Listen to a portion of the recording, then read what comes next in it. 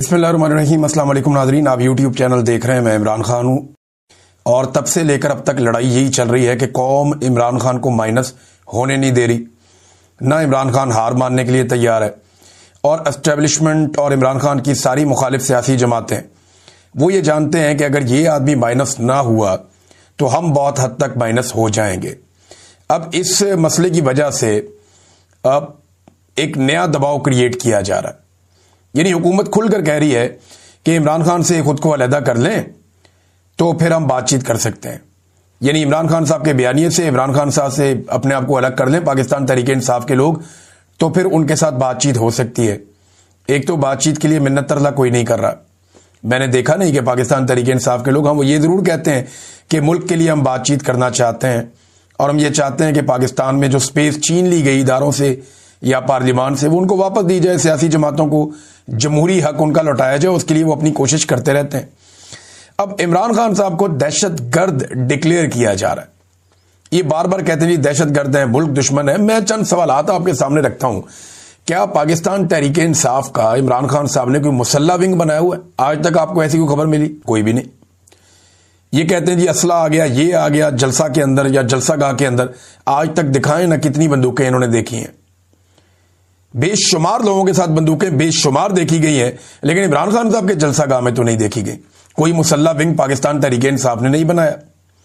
क्या आज तक कोई बोरी बंद लाश मिली जो पाकिस्तान तहरीक इंसाफ ने बोरी बंद लाशें जो हैं वो जमा की हों? वो जो लोग ये काम करते थे वो आजकल एस्टेब्लिशमेंट के साथ हैं। क्या कोई करप्शन के मेगा स्कैंडल्स इमरान खान साहब के निकले कि ये भी है वो भी है वो भी है? बताएं ना। उस्मान बुज़दार पे इतने घटिया इल्जामात लगाए, एक भी मुकदमा बताएं कहां है उसके ऊपर? एस्टेब्लिशमेंट कहती थी ना कि इसने ये भी किया वो भी किया वो भी किया, उसने डील कर दी, उसको छोड़ दिया। वो कहते थे बहुत सारे अफसरान, बुशरा बीबी लगाती थी, वो किधर गए सारे अफसरान जिन्होंने रिश्वत दी हुई थी? कहते थे जी कि आसिम मुनीर साहब के बाद एक फाइल है बुशरा बीबी के हवाले से जो उन्होंने इमरान खान को दिखाई थी, वो फाइल गुम हो गई। उसके बाद कहां गई वो फाइल? उस फाइल के ऊपर कोई एक मुकदमा भी नहीं बना। फिर क्या कोई अलहदगी पसंद तहरीक इमरान खान साहब ने चलाई हो, को मनसूबा इस तरह का दिया है? क्या कोई टारगेट किलिंग इमरान खान साहब ने या उनकी पार्टी ने की हो? कभी कोई पाकिस्तान तहरीक इंसाफ के बंदे ने खुद को हमला कर दिया हो, या कभी किसी पुलिस वाले या दीगर फोर्सेस के बंदे में से किसी एक को भी गोली लगी और वो गोली लगने से जख्मी हुआ हो या शहीद हुआ हो और ये बताएं जनाब इनको पाकिस्तान तहरीक इंसाफ ने मारा? एक भी वाकया आपको ऐसा नहीं मिलेगा। ये एक पॉलिटिकल पार्टी है, आप इसको दहशतगर्द कैसे कह सकते हैं? मुल्क दुश्मन और गद्दार कैसे कह सकते हैं? ये पाकिस्तान में ना एक पुराना ट्रेंड है, जो कहे कि आइन पर अमल करो वो गद्दार है, मुल्क का दुश्मन है, सिक्योरिटी थ्रेट है। वो जो कहे इदारे खसूसन फौज सियासत से अपने आप को दूर रखे, जो ये कहे कि मुल्क भी मेरा फौज भी मेरी, जो अपनी जिंदगी अपने मुल्क के नाम कर दे ताकि अपने बच्चों से भी अपने आप को दूर कर ले, ऐसे आदमी को ये कहते हैं दहशतगर्द भी है, गद्दार भी है, सिक्योरिटी थ्रेट भी है। जो शख्स भी करप्शन के खिलाफ आवाज उठाए वो दहशतगर्द है, वो सिक्योरिटी थ्रेट है। जो बैरूनी ताकतों को एब्सोल्युटली नॉट कहे, जो गुलामी से इनकार कर दे, जो अमीर और गरीब का फर्क इस मुल्क में खत्म करने की कोशिश करे, जो पहली बार नामूस रिसालत और इस्लामोफोबिया के हवाले से आलमी सतह पर आवाज उठाए, जो शख्स भी ये करेगा या जो लोग ये करते आए वो सारे गद्दार डिक्लेयर हुए। जिन लोगों ने आजादी से बात करना चाहिए वो सारे गद्दार डिक्लेयर हुए। जिन्होंने बात की कि इदारे सियासत में मुदाखलत क्यों करते हैं, इनका क्या हक है, वो सारे गद्दार और सिक्योरिटी थ्रेट बन गए पाकिस्तान के लिए। सारे के सारे, किसी एक को नहीं छोड़ा, फातिमा जिन्ना तक को नहीं छोड़ा। तो ये पाकिस्तान की कहानी है, कोई नई बात नहीं है, ये पुरानी बात है। अब DGISPR ने जो एक प्रेस कॉन्फ्रेंस की है उसमें एक सबसे बड़ी गलती उन्होंने ये की कि उन्होंने इमरान खान से पूछ लिया नाम लिए बगैर कि तुम हो कौन, हमारी हैसियत क्या है। तब से लेकर अब तक लोग लगातार बता रहे हैं DGISPR को कि इमरान खान है कौन और उसकी हैसियत क्या है। लोग बता बता कर थक गए हैं, लेकिन इमरान खान साहब की शख्सियत और कैरेक्टर इतना बड़ा है कि उसका अहाता लोग नहीं कर पा रहे। कितने सारे मैदान हैं दुनिया के जहां इमरान खान साहब ने नाम रोशन किया है, चाहे वो फ्लाई काम करने के हवाले से हो, सियासत के हवाले से हो, इस्लामोफोबिया के हवाले से हो, नामूस रिसालत के हवाले से हो, एक लोगों को मोटिवेशन देने के हवाले से हो।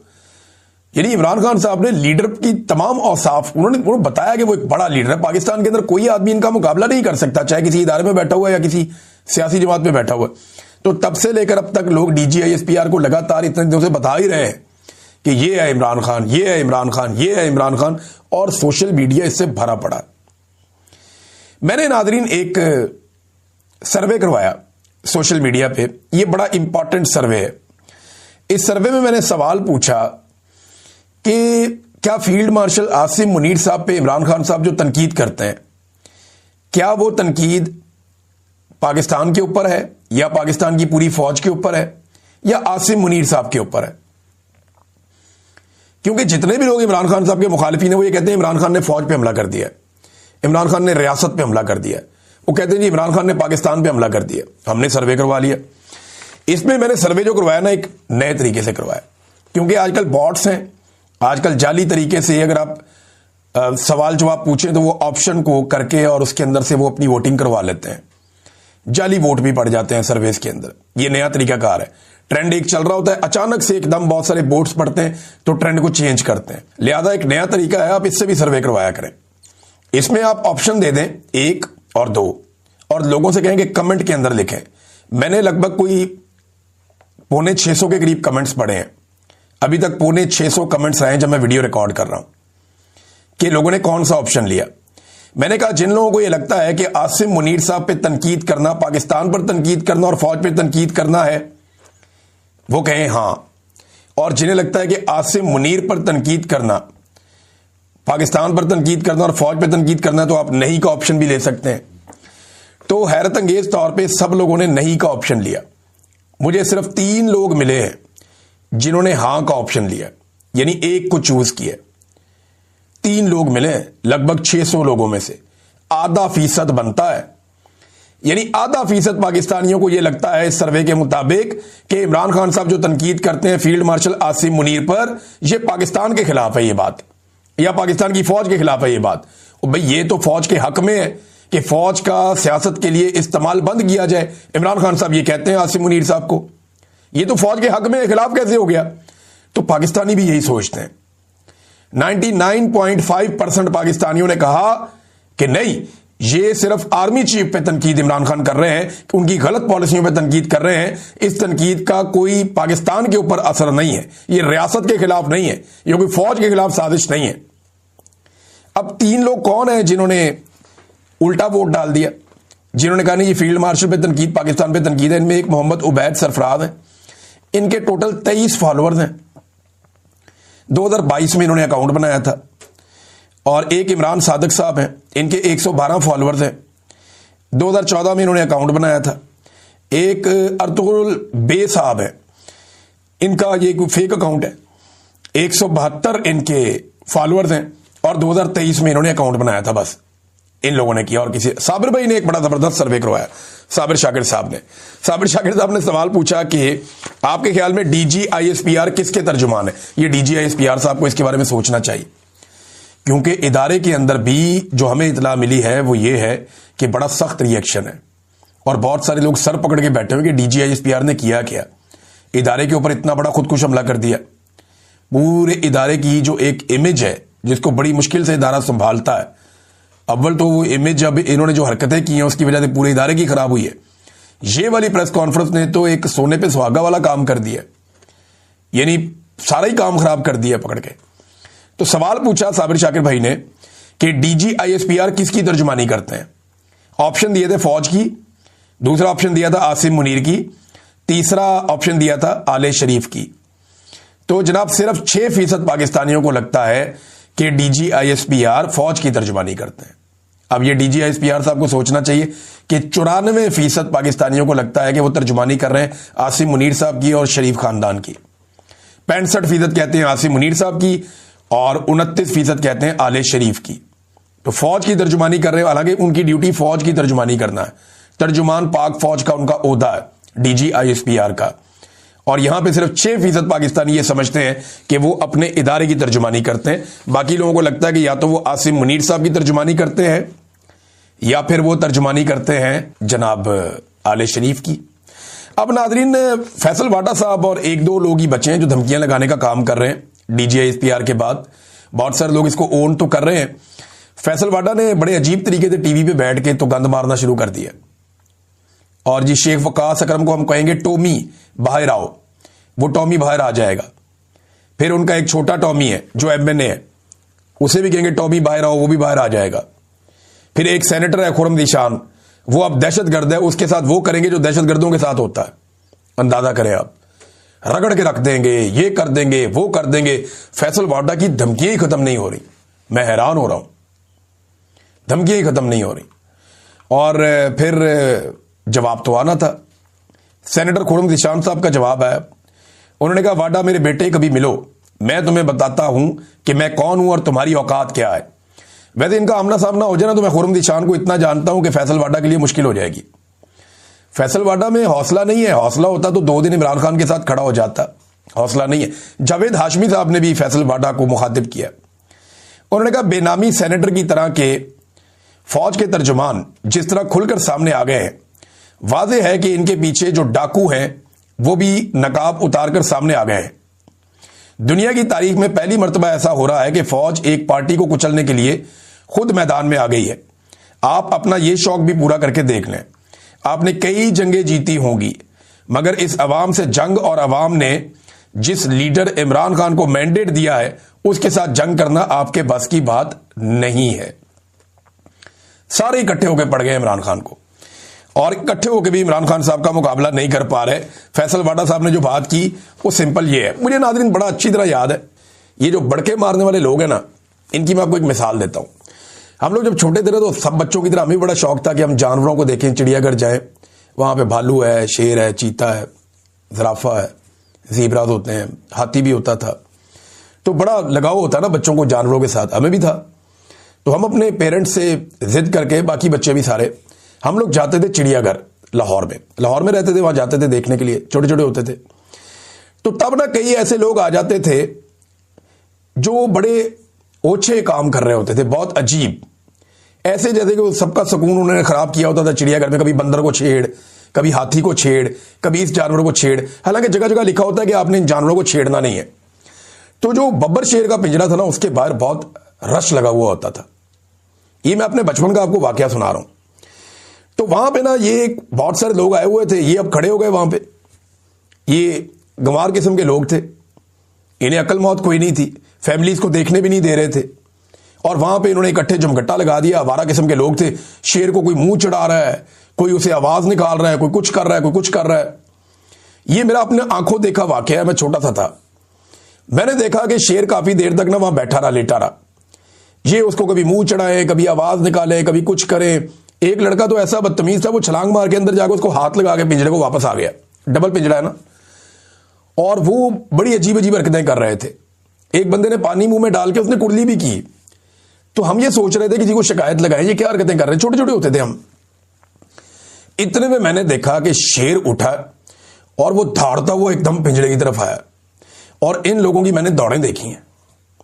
यानी ये जितने लोग शेर को छेड़ रहे थे ना, इनको मैंने उल्टे कदम पीछे की तरफ भागते हुए देखा है। हालांकि सबको पता था वो पिंजरे में बंद है, सबको पता था कि वो जंगले के अंदर उसको कैद किया हुआ है, सबको पता था कि वो बाहर नहीं निकल सकता इस जेल में से। यही हाल आज इमरान खान का है।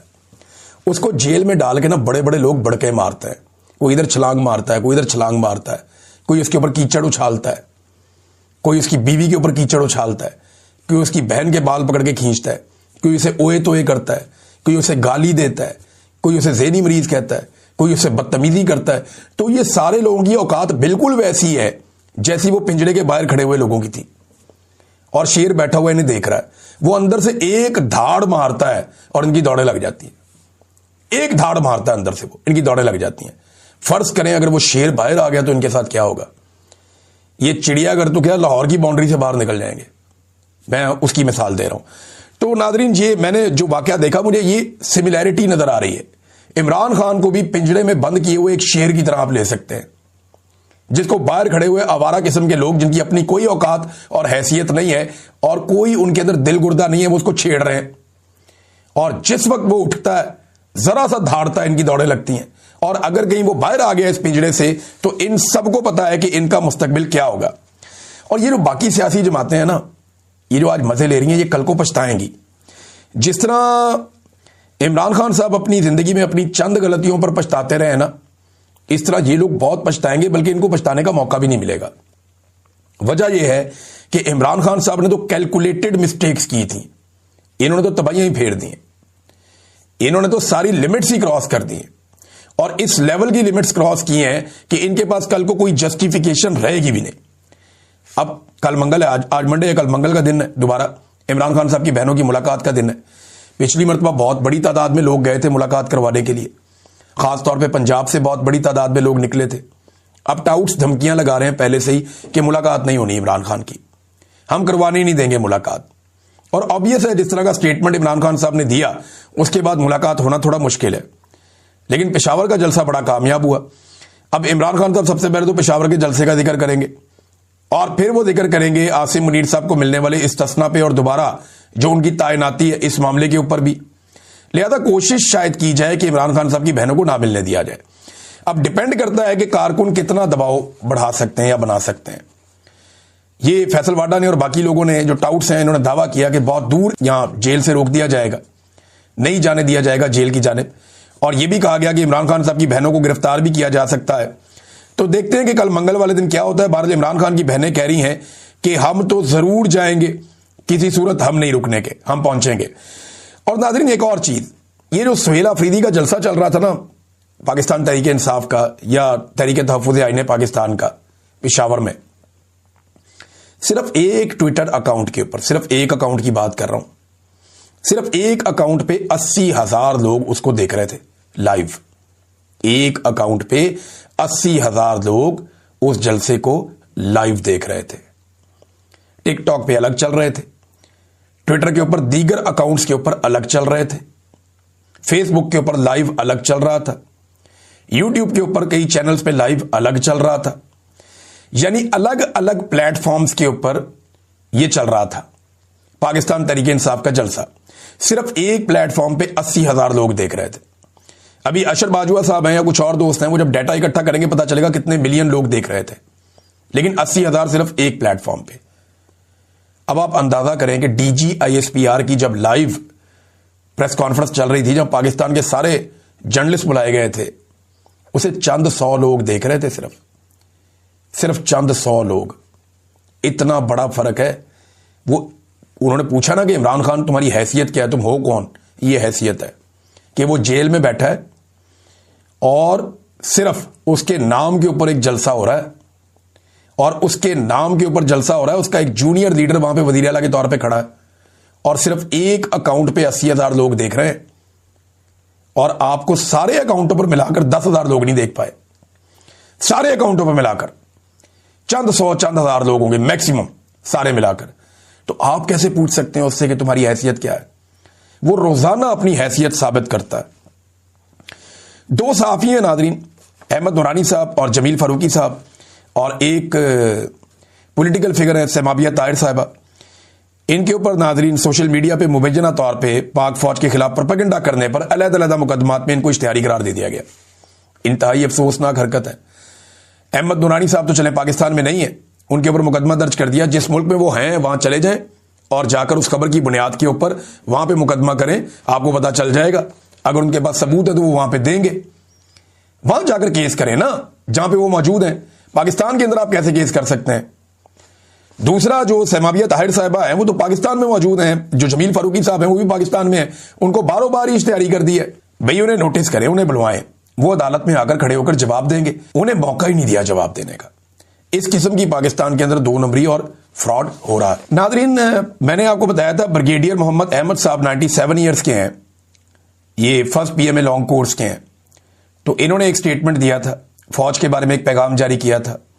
अब कर्नल रिटायर्ड सुहेल अनवर साहब हैं, इन्होंने भी एक अपील की है और फील्ड मार्शल से की है कि जनाब बस कर दें, अब आप अपने आप को फौज से अलग कर दें। इससे बहुत ज्यादा मुतनाज़ आप हो गए हैं सियासी एक्टिविटीज की वजह से, और इसकी वजह से फौज का नुकसान हो रहा है। तो अब जो है वो अपीलें भी आना शुरू हो गई हैं। एक तरफ जो है वो एक्स सर्विसमैन की एक सोसाइटी है, उन्हें इकट्ठा करके PTI के खिलाफ बयानिया बनाया जाता है। दूसरी तरफ जो रिटायर फौजी अफसरान आज़ाद हैं वो ये बार बार कहते हैं कि फौज सियासत में मुदाखलत बंद करे। ये बात तो कायदे आज़म ने भी कही थी, कायदे आज़म की बात नहीं मानी तो किसी और की क्या मानी जाएगी।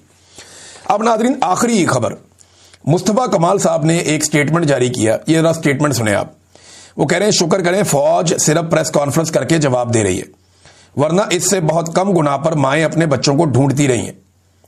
यानी फौज के ऊपर इतना संगीन इल्जाम कि यानी कोई कुछ करता भी नहीं और उनके बच्चे गायब कर दिए जाते हैं और माएं फिर अपने बच्चे ढूंढती हैं। वो कह रहे हैं शुक्र करें कि फौज सिर्फ प्रेस कॉन्फ्रेंस कर रही है, वरना वो जबरी तौर पे लापता भी कर सकती है। ये क्लैरिटी है ना कि माएं अपने बच्चे ढूंढती रही हैं, या तो जबरी तौर पे लापता कर देंगे या मार के लाश छुपा देंगे। तो फौज के ऊपर इतना घिनौना और घटिया इल्जाम किसने लगाया? मुस्तफा कमाल ने लगाया। कमाल नहीं कर दिया। अच्छा, वो अगर अपनी तरफ इशारा कर रहे हैं तो मैं आपको ये बताऊं कि बोरीबंद लाशें, ये भत्ताखोरी, ये जग्गा टैक्स, ये अगवा बराए तावान और चाइना कटिंग, ये वाकई बहुत छोटे छोटे जराइम थे। इंसाफ मांगना, रूल ऑफ लॉ मांगना, मैंडेट का एहतराम मांगना, आजाद अदलिया मांगना, आइन का एहतराम मांगना, ये बड़े जराइम है मेरे ख्याल में। जो मुस्तफा कमाल साहब कह रहे हैं इस एतबार से तो फिर ये छोटे जराइम जो हैं वो यही वाले हैं कि कोई बोरीबंद लाश मिल जाए, कोई जो है वो भत्ताखोरी हो जाए, कोई जो जगह टैक्स किसी से ले लें, कोई चाइना कटिंग कर ले, कोई अगवा बराए तावान कर ले, कोई और गेम कर लें, कोई स्मगलिंग कर लें। ये छोटे छोटे जराइम है ना, बहुत छोटे छोटे जराइम। कत्ल कर दें किसी को, बार बार कत्लो गारतगिरी की जाए, छोटे छोटे टारगेट किलिंग, ये छोटे छोटे जराइम है। बड़े जराइम हैं कि आप इंसानी हकूक के लिए खड़े हो जाए, आजादी इज़हार राय मांगे, आप कानून का एहतराम मांगे और आप रूल ऑफ लॉ का आप मुतालबा करते हैं। इतने बड़े बड़े जराइम।